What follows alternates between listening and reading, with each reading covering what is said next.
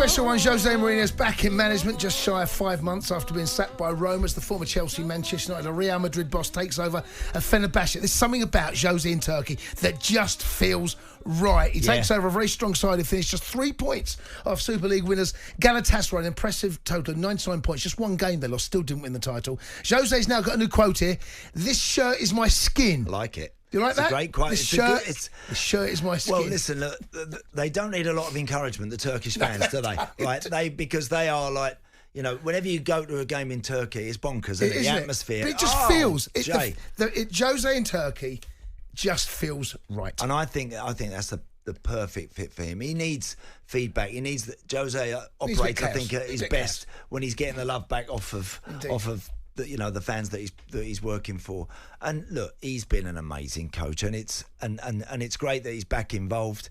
In some ways, I don't think there's a club here now. Really, is there a club here for him now? I don't think so, mate. I don't think so. But I'd love to still see him back here because he's great. He's great value, and it was good actually. I thought he spoke very well at the Champions League final as well. But all the best to him. You know, it's going to be it's not an easy job. One of those in that sort of part of the world. It's not straightforward for him, but would not surprise me if he makes a really good go of it. Well, let's go and speak to European football expert Kevin Atchard and gives us his opinion, what he thinks. Good morning, Kev.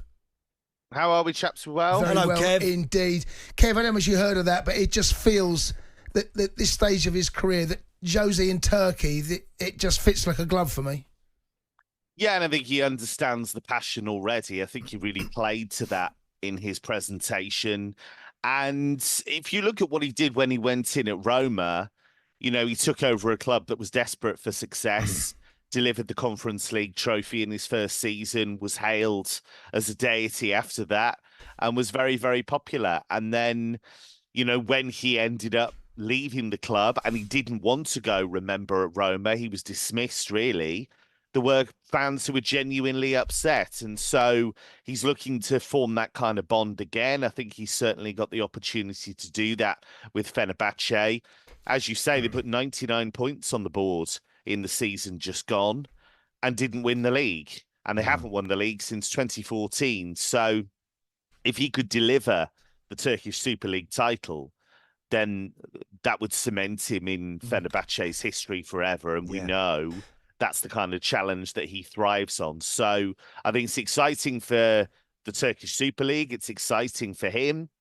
And it's exciting for us because in that kind of atmosphere in Turkey, you never know what's going to happen. Is that right? Is Fred there, Kev? Fred, who's at Man United? Yeah, and he's got players like Edin Dzeko has just scored a lot of goals. Right. Dusan Tadic has just scored a lot of goals. There's a lot of experience in that squad. And as I say, you know, just put 99 points on the board. So he's got a lot of quality to work with. I'm sure he's going to want to make changes of his own. There's no doubt about that. But, you know, you look at Turkish football, you generally look through any lineup in the top flight and you'll see plenty of players that you've seen before. Yeah. That's how it works. Sure. You know, we've had Mauro Icardi banging in goals for Galatasaray left, right and centre. So he'll have quality to work with and the kind of experience that he does, you know, like in his squads. Kev, what's the future look like for Jadon Sancho?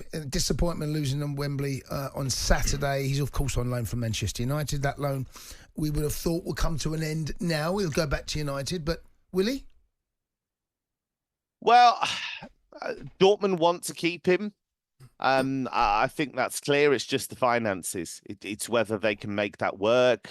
I'm sure they'd like another loan. Manchester United would have to decide whether that helps them financially, whether that's something worth doing.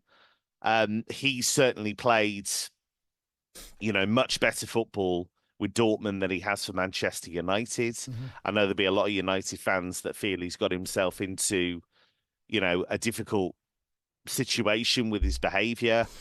But I just think we've seen glimpses of the real Jadon Sancho. I thought at Wembley we saw that in the first half. We didn't see it in the second. I thought he faded.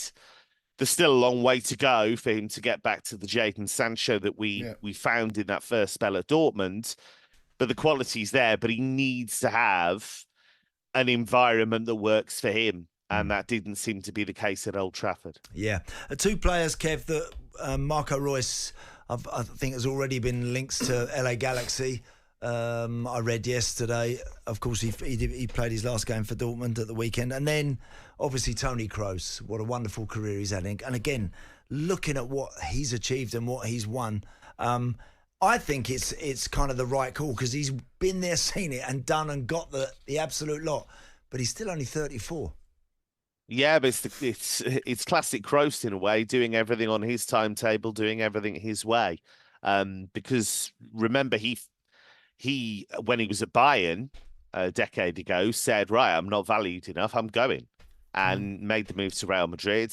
And a lot of people in Germany felt that was impetuous, felt that was the wrong move. I think it's been proven he did the right thing at the time. Yeah. So yeah, and can you imagine if he wins the Euros on home soil with Germany?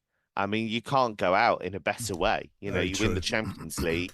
You've already won La Liga in your last season. And then you could win the Euros to go with the World Cup that you won in 2014. So a living legend, and could go out in a legendary way. Kev, you're a legend as well. Appreciate your time, Thanks, buddy. Kev. Catch up in a week. talkSPORT Breakfast, waking you up Monday to Friday morning from 6 a.m. on AM, on DAB, via the talkSPORT app and on your smart speaker. talkSPORT.